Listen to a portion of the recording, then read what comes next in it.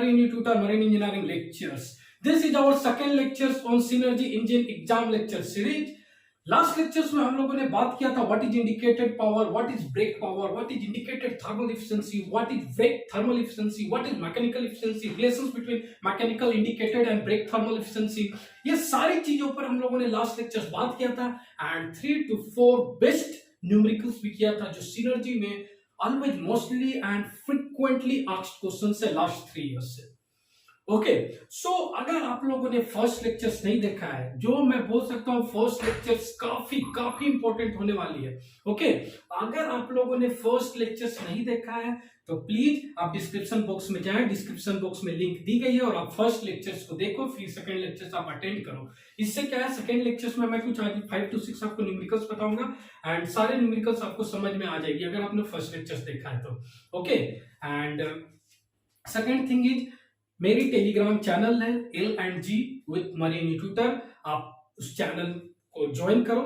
वहां पर मैं डेली 15 to 20 क्वेश्चंस पोस्ट करता हूं, questions related to technical as well as non technical part. Okay आप जाओ वहां पार्टिसिपेट करो, वहां पर अपनी पोटेंशियल दिखाओ, क्वेश्चन सोल्व करो।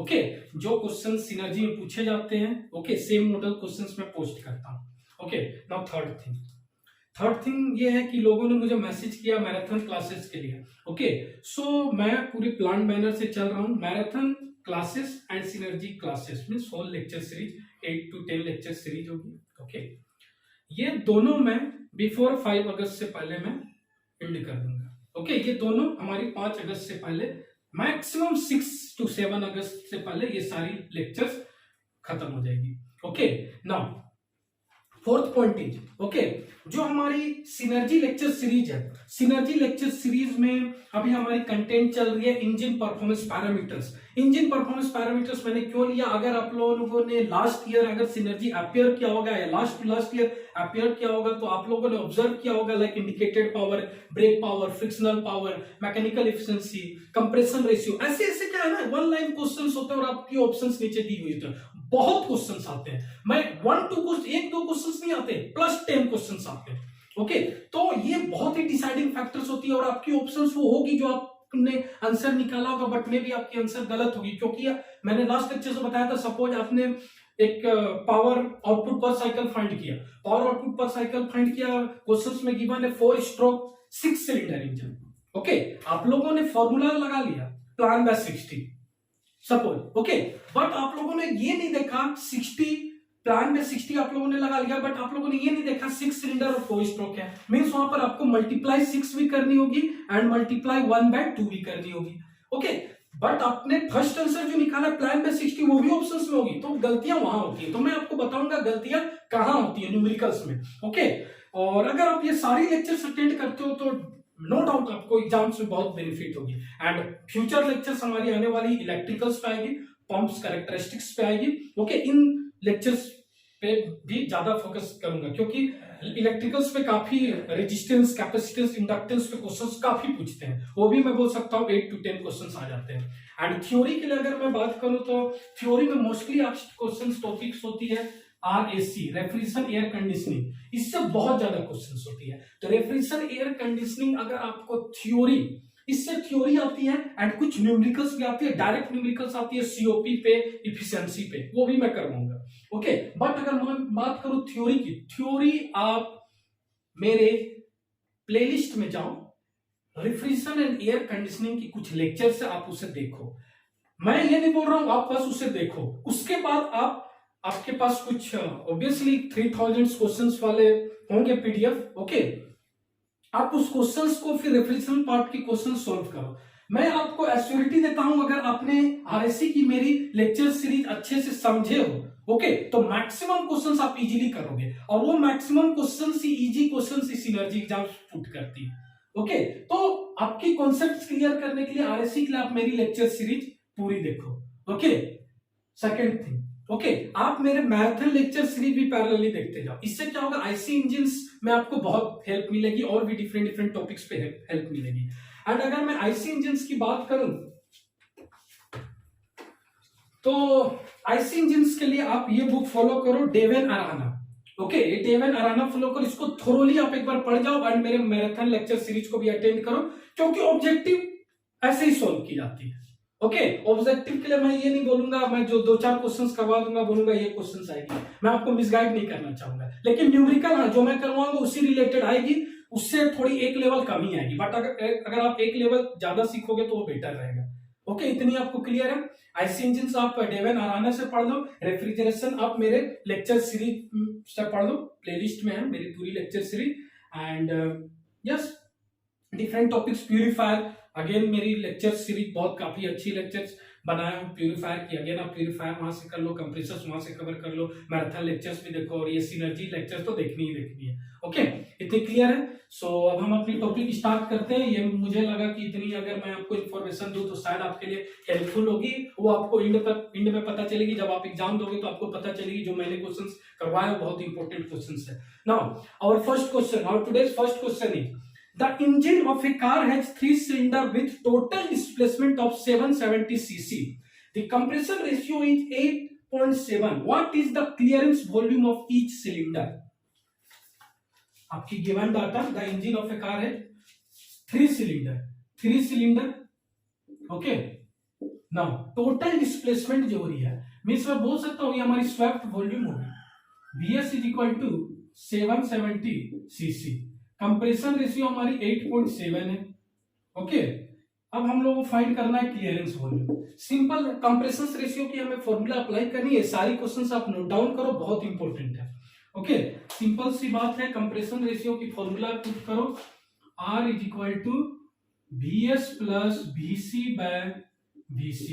VS कितनी है 770 plus VC by VC is equal to 8.7। अब देखो आपकी आंसर कितनी आएगी, 7.7 हो गई, VC आपकी 100 cc आएगी, ये आपकी आंसर होगी। एंड ये आपकी ऑप्शन में भी आंसर रहेगी, बट आप गलत करोगे, -0.25 जाएगी अगर ये आप आंसर लिख कर आओगे तो। आपकी ऑप्शन होगी, मे बी आपकी ऑप्शन है बी, ऑप्शन है 100 cc, सी ऑप्शन है आपकी may be 200 cc। Okay, 100 cc आपकी आंसर आई, आपने 100 cc पे टिक मारा, बट आपने लूज मार्क, नेगेटिव मार्किंग हुई 0.25। वाई? क्योंकि यहां पर आप लोगों ने इस टर्म को इग्नोर किया, दैट इज 3 सिलेंडर। अब आपको ईच सिलेंडर, क्वेश्चन के लास्ट में क्या दी हुई, what is the clearance volume of each cylinder. Okay, ये आप लोगों ने 3 सिलेंडर की क्लियरेंस वॉल्यूम निकाली। अब ईच सिलेंडर के लिए मैं बाय 3 करूंगा, बाय 3 करोगे तो 33.33 cc, ये हमारी क्लियरेंस होगी। आपकी ऑप्शन ए होगी 33.33, वो हमारी राइट ऑप्शन होगी। ओके, तो आपको अप्रोच देखना है। ओके, अगर आपकी अप्रोच अच्छी है, कॉन्सेप्ट क्लियर है, तो सारी क्वेश्चन बनेगी। ओके, अगर अप्रोच आपकी अच्छी नहीं है, कॉन्सेप्ट्स में प्रॉब्लम है, फॉर्मूलाज याद नहीं है, फॉर्मूलाज कंफ्यूजिंग है, एक जगह आप लोगों ने फॉर्मूलाज नहीं लिखा है, तो मैं अगर 50 क्वेश्चन भी करवा दूं तो आप वहां पर नहीं कर पाओगे। तो ऐसी अप्रोच होनी चाहिए आपकी, क्लियर है। Now next question, the mechanical efficiency of single cylinder 4-stroke engine is 80%. The frictional power is estimated to be 20 kilowatt. What is the brake power developed by the engine? Now, data क्या है हमारे पास, the mechanical efficiency of single cylinder 4-stroke, हमारा 4-stroke engine है, mechanical efficiency हमारी कितनी है 80%। Okay, frictional power कितनी है, फ्रिक्शनल पावर हमारी कितनी है 80, frictional power 20 kilowatt.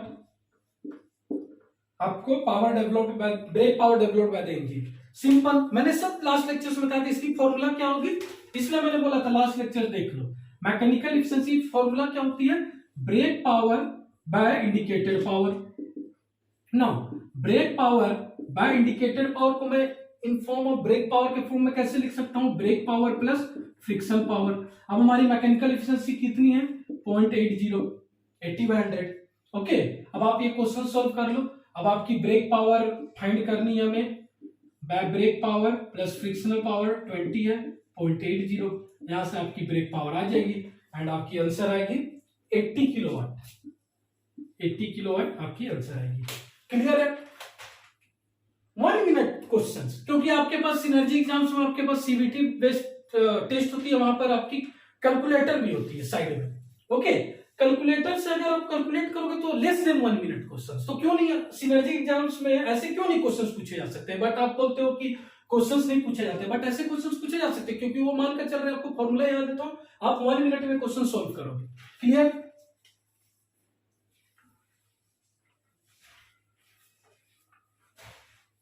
Okay, now next question. इतनी आपको क्लियर है? ओके, अब हम बात करेंगे next question. A turbocharged 4-stroke direct injection diesel engine has a displacement volume of 0.0259 meter cube, that is 25.9 liter. The engine has an output of 950 kilowatt at 2200 rpm. The mean effective pressure is, again very easy question. आपकी given data क्या है? Turbocharger 4 stroke, ये हमारी 4 stroke engine है। Okay, displacement volume means हमारी volume जो है swept volume दी है 0.0259 metre cube, right. Engine has an output power हमारी कितनी है? आउटपुट पावर हमारी कितनी है? 950 किलोवाट। ओके, एंड एन क्या है? 2200 आरपीएम। अब मुझे क्या फाइंड करना है? Mean effective pressure. तो यार सिंपल सी बात है, इसको मैं कैसे सॉल्यूशन करूंगा? पावर आउटपुट हमारी क्या होगी? जो भी हमारी 950 किलोवाट है is equal to mean effective pressure PM into, मैंने आपको बताया था हमारे यहां पर वॉल्यूम होगी, ओके, इनटू n/60। ना अब आप देखो, ये हमारी 4 स्ट्रोक इंजन है, 4 स्ट्रोक इंजन, बट ये हमारी सिंगल सिलेंडर है। ओके, कुछ सिलेंडर्स की यहाँ पर कुछ बात नहीं की है, यही है मीन्स हमारी ये सिंगल सिलेंडर है। ओके, अब मैं एक्चुअल फॉर्मूला इसकी क्या है? एक्चुअल फॉर्मूला हमारी क्या है? एन इंटू के। एन क्या है? 2 स्ट्रोक या 4 स्ट्रोक। ओके, एन क्या है? 2 स्ट्रोक है या 4 स्ट्रोक है? 4 स्ट्रोक है, तो हमारी एन क्या होगी यहाँ पर? 1/2 होगी। एंड अगर 2 स्ट्रोक होती तो n1 होती। सिंगल सिलेंडर है, k1 होगी। अगर 4 सिलेंडर 6 सिलेंडर होती तो k6 होती। ओके, तो यहां पर हमारी एन फैक्टर आएगी। एन क्या होगी यहाँ पर? 1/2। बट अगर आप इतना भी कैलकुलेट करोगे और आंसर लाओगे तो वहां ऑप्शन होगी। ओके, वहां पर भी ऑप्शन होगी। इतना में अगर आप आंसर कैलकुलेट करोगे, समथिंग कुछ आंसर आएगी तो वो भी ऑप्शन में होगी, बट 1/2 आपको करनी है। क्यों करनी है? क्योंकि फॉर्मूलाज में हमारी 4 स्ट्रोक कंसीडर करके चलूंगा, तो 4 स्ट्रोक में n इक्वल टू 1/2 होती है। क्लियर? तो आप ये फाइंड करो, आपकी पी मीन है, वॉल्यूम आपकी कितनी है? 0.0259, ओके, 0.0259, ओके, इंटू 2200 को मैंने 60 क्यों किया? क्योंकि आरपीएस में लूंगा। 60 इंटू 2 फाइंड करो, ये 950 यहां से पीएम आपकी आएगी 2 इंटू 10⁻6 पास्कल, ये हमारी पीए की वैल्यू आएगी। क्लियर है? इतनी क्लियर है? Okay, now next question. Next question is a bore and stroke of water cooled vertical single cylinder 4-stroke diesel engine are 80 mm and 110 mm respectively, and torque is 23.5 newton meter. The brake mean effective pressure is, again very good question. First of all, यहां पर हमारी break power की बात कर रही है। Last में आपको क्या फाइंड करना है? Brake mean effective pressure. Brake term आई है मीन्स कहीं ना कहीं ब्रेक पावर पे बात हो रही है। तो सबसे पहले टॉर्क भी गिवन है, ब्रेक पावर भी है। ओके, सबसे पहले तो हमारी बोर डी जो है, हमारी डी क्या है? डी की वैल्यू क्या है? यहाँ पर डी की वैल्यू 80 mm है, एल की वैल्यू हमारी 110 mm है। ओके, इतने क्लियर है? तो यहां पर टॉर्क भी गिवन है। टॉर्क हमारी कितनी है? 23.5 न्यूटन मीटर। तो ब्रेक मीन इफेक्टिव प्रेशर आपको फाइंड करनी है। सिंपल है, मैं ब्रेक पावर फॉर्मूला लगाऊंगा 2π×60। ओके, अगर मैं ये किलोवाट पे मानकर चलता हूं, किलोवाट में लेकर चलता हूं तो इंटू 1000 करूंगा, ये हमारी ब्रेक पावर है। ओके, अब मैं बात करूंगा ब्रेक पावर को मैं ऐसे भी लिख सकता हूं, brake power in terms of mean और brake mean effective pressure. Okay, अगर मैं इंडिकेटेड पावर फाइंड कर रहा हूं तो जो उसके कोरस्पोंडिंग में जो हमारी प्रेशर आएगी वो हमारी होगी इंडिकेटेड मीन इफेक्टिव प्रेशर। अगर मैं ब्रेक पावर फाइंड कर रहा हूं, उसके कोरस्पोंडिंग में जो हमारी प्रेशर आएगी वो हमारी कौन सी प्रेशर होगी? Brake mean effective pressure. तो कॉन्सेप्ट सेम अप्लाई होगी, लेकिन ये हमारी होगी brake mean effective pressure, got it, into L into A into N by 60। Okay, अब मैं क्या करूंगा, ये हमारी इक्वेशन 1, ये हमारी इक्वेशन 2, इक्वेशन 1 एंड 2 को मैं इक्वेट करूंगा। Okay, 2 pi N T by 60 into 1000 is equal to P mean effective pressure into L into A into N by 60 into, अब देखो अभी आपने किलोवाट में लिया है, तो ये भी हमारी इंटू क्या करेंगे, यहाँ पर 1000 करेंगे, इंटू मैं 1000 करूंगा। क्लियर है इतनी? बट फिर भी आपकी आंसर गलत आएगी। ओके, आप 1000 कर दिया, यहाँ से हमारी पी एल है, हमारी एल गिवन है, area pi by 4 D square area. Okay, N हमारी 22 कितनी आरपीएम है, एन हमारी दी हुई है, नहीं एन हमारी दी नहीं है, लेकिन यहां से एन हमारी कैंसिल हो जाएगी, ठीक, एन हमारी कैंसिल हो चुकी। ओके, टी हमारी दी हुई है, यहां से मीन इफेक्टिव प्रेशर आ जाएगी, ऑप्शन आपकी होगी, बट वो गलत होगी। आपने जो आंसर निकालोगे वो आपकी आंसर गलत होगी। यहां पर आपने एक और फैक्टर में भूल गया हूं, अब बताओ मैं कौन सा फैक्टर भूला हूं। क्वेश्चन क्या है, a bore and stroke of water cooled vertical single cylinder 4 stroke diesel engine, means यहां पर हमारी इंटू 1/2 होगी, इंटू 1/2 होगी। ये छोटी छोटी मिस्टेक्स, क्योंकि मैं आपको मिस्टेक्स भी सिखाऊंगा, गलतियां हम कहां करते हैं और ऑप्शन वो होती है और हम कॉन्फिडेंटली बोलते हैं यार आंसर तो सही है। ओके, तो यहां गलती होगी, 1/2 भी हमें करनी है। आपकी आंसर आएगी, प्रेशर जो आएगी, प्रेशर जो आ रही है 5.34 आ रही है, 5.34 बार। क्लियर है? इतनी चीजें आपको समझ में आ रही है, आप कहां गलत कर रहे हो, कितने चीजें देखना है। चलो मैं यहां पर बोलूं कि लाइक यहां पर इन्होंने बोला है सिंगल सिलेंडर, बट मैं आपको बोलता हूं 6 सिलेंडर, तो आपकी एक और फैक्टर आएगी, वो कौन सी फैक्टर है? के फैक्टर। ओके, यहां पर इंटू 6 भी होगी। मैं बोलूं 4 सिलेंडर तो इंटू 4 होगी, बट इस क्वेश्चन में मैं बोलूं सेम क्वेश्चन में मैं बोलूंगा 4 सिलेंडर 2 स्ट्रोक, तो यहां पर 1/2 नहीं होगी, यहां 1 होगी। याद रखो ये प्लान में 60 ठीक है, बट उसके साथ एक एडिशनल फैक्टर होती है एन एंड के, ये हमेशा याद रखो। एन हमारी 4 स्ट्रोक एंड 2 स्ट्रोक पे डिपेंड करती है, उसकी वैल्यू कितनी होगी। अगर हमारी 2 स्ट्रोक है तो 1 होगी, 4 स्ट्रोक है तो 1/2 होगी। के अगर हमारी नंबर ऑफ सिलेंडर पे डिपेंड करती है, सिंगल सिलेंडर है तो 1 होगी, मल्टी सिलेंडर है 2, 4, 6, तो जितनी सिलेंडर होगी उतनी हमारी के होगी। क्लियर है इतनी? तभी हम यहाँ पर पावर आउटपुट पर साइकिल निकाल पाएंगे। क्लियर है इतनी? Okay, clear? चलो एक मैं थ्योरेटिकल क्वेश्चन लेता हूँ, objective type of questions. Okay, मैं ये टेलीग्राम चैनल पे भी फीड किया था ये क्वेश्चन, बट आंसर बहुत काफी कम लोगों ने दे पाया था। Okay, so question is accumulation of carbon deposit on the piston head of an IC engine leads to decrease in and increase in. Questions आप देख सकते हो। Okay, now accumulation of carbon deposit, first of all आप मुझे बताओ। Okay, suppose ये हमारी cylinder head है, ये हमारी पिस्टन है।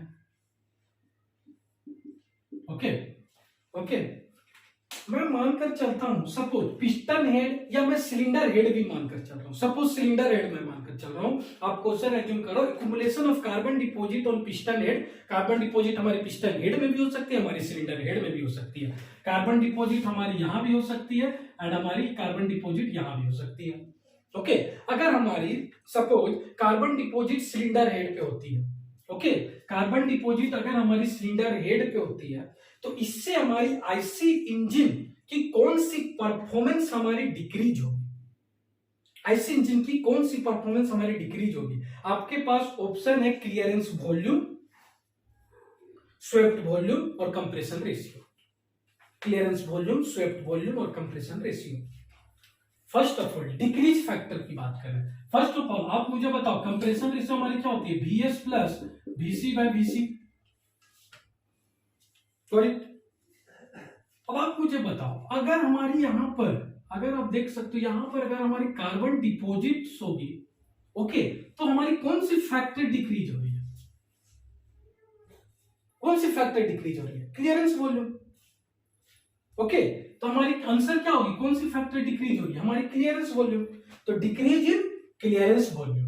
नाउ अब मैं बात करूंगा, सेम कंडीशन है, कौन सी performance, engine performance factor increase होगी? Option compression ratio, clearance volume, swept volume. Again आप देखो, फिर से फॉर्मूला पे आप इंक्रीज पे बात करेंगे। अगेन कंप्रेशन रेशियो की फॉर्मूला लगाओ, BS plus BC by BC. अब हमारी क्लियरेंस वॉल्यूम तो डिक्रीज हो रही है, एक्यूमुलेशन, अगर सिलेंडर हेड पे कुछ कार्बन डिपॉजिट की एक्यूमुलेशन होगी तो हमारी बीसी क्या आ रही है? डिक्रीज हो रही है। अगर हमारी बीसी डिक्रीज होगी तो हमारी कंप्रेशन रेशियो क्या होगी? इंक्रीज होगी। मींस अगर हमारी सिलेंडर हेड पे अगर हमारी कार्बन डिपॉजिट्स होगी तो इससे हमारी क्लियरेंस वॉल्यूम डिक्रीज हो रही है, बट हमारी कंप्रेशन रेशियो हमारी इंक्रीज हो रही है। ये क्लियर है? ओके। नाउ लास्ट न्यूमेरिकल्स पे मैं डिस्कस करना चाहूंगा, लास्ट क्वेश्चंस पे। Okay, and our question is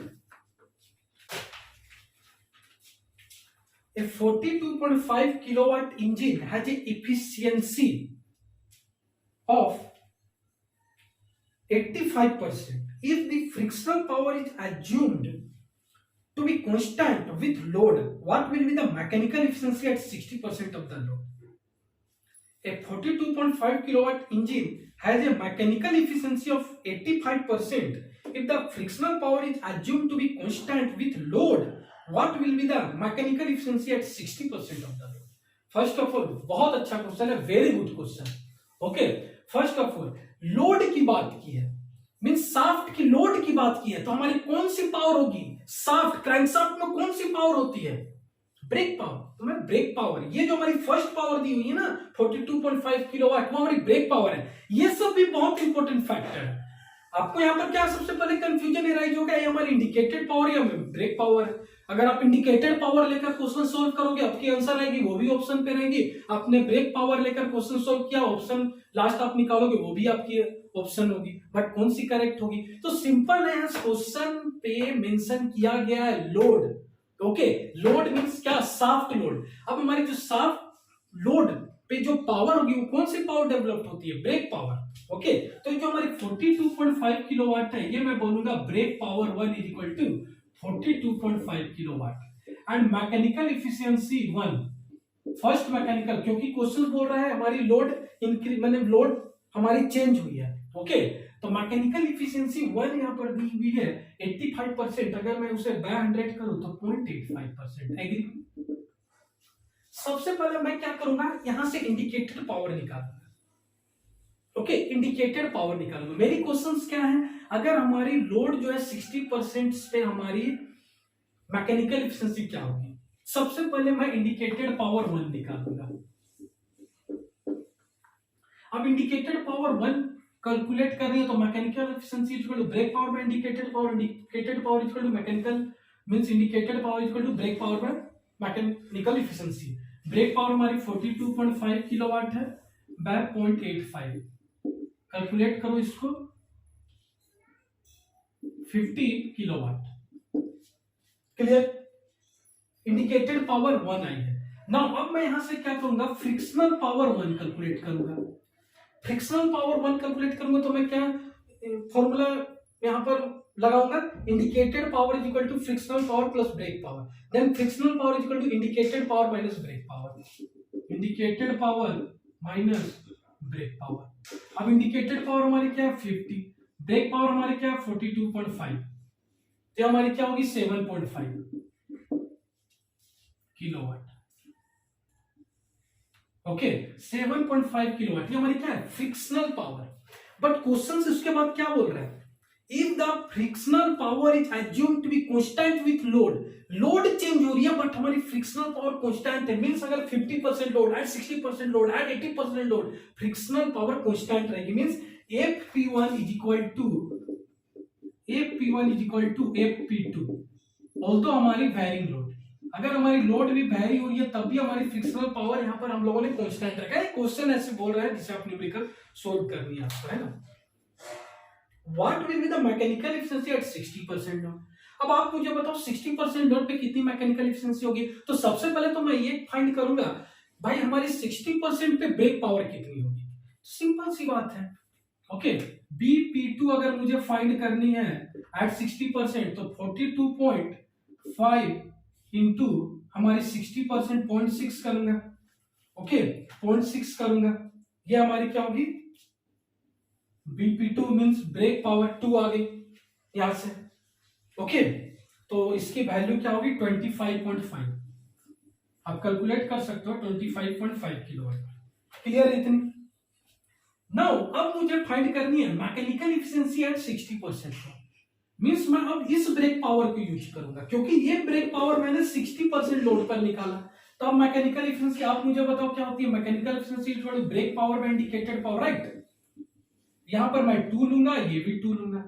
अब क्वेश्चन ये है, अब हमारी क्वेश्चन ये है, यहां पर हमारी ब्रेक पावर 2 मेरे पास है, बट मेरे पास इंडिकेटेड पावर 2 हम लोगों ने नहीं निकाला है, तो ये तो दो मेथड से आप निकाल सकते हो। फर्स्ट मेथड तो आप डायरेक्टली यहां पर आप इंडिकेटेड पावर हमारी क्या है, डायरेक्टली आप पहले ही कैलकुलेट कर लो, इंडिकेटेड पावर 2 जब आप लोगों ने ब्रेक पावर 2 कैलकुलेट किया, फ्रिक्शनल पावर तो हमारी कांस्टेंट है, तो इंडिकेटेड पावर 2 हमारी सेम हो जाएगी 25.5 प्लस 7.5, नहीं तो आप डायरेक्टली यहां पर इसे पुट कर दो, indicated power 2 25.5 plus 7.5 kilowatt. Plus क्यों कर रहे हैं, क्योंकि हम लोगों ने यहाँ रिलेशन लगा दिया, इंडिकेटेड पावर को हम लोगों ने यहाँ लिख दिया brake power 2 plus frictional power 2, 1 नहीं 2, ब्रेक पावर 2, तो ब्रेक पावर 2 हमारी 25.5 आप देख सकते हो, एक्चुअली हमारी 25.5 by 25.5 plus 7.5, frictional power 2 and frictional power 1 है, तो उन्होंने क्वेश्चन पे बोला है कांस्टेंट है, तो ये आप सॉल्व करोगे तो आपकी एफिशिएंसी आएगी 77.27। देखो अब ये क्वेश्चन से आपको कितने चीजों सीखने को मिली, आपने सीखा मैकेनिकल एफिशिएंसी क्या होती है, आपने सीखा कैसे brake power, indicated power, frictional power एक दूसरे से रिलेट है, आपने यहाँ पर सीखा कैसे अगर वेरिंग लोड, ओके अगर मैं 60% पे अगर ब्रेक पावर 2 निकालू तो मुझे मींस जो इनिशियल ब्रेक पावर है मल्टीप्लाई 0.6 लोड से करनी होगी, ओके तो इतनी चीजें आपने सीखा। मे भी अब सिनर्जी एग्जाम में आप लोगों की एक लाइन क्वेश्चन आएगी, ब्रेक पावर दी हुई है 60% लोड चेंज हुई है तो न्यू ब्रेक पावर क्या होगी, तो डायरेक्ट आप 42 इंटू 0.5 इंटू 42.5 इंटू 0.6 कर सकते हो।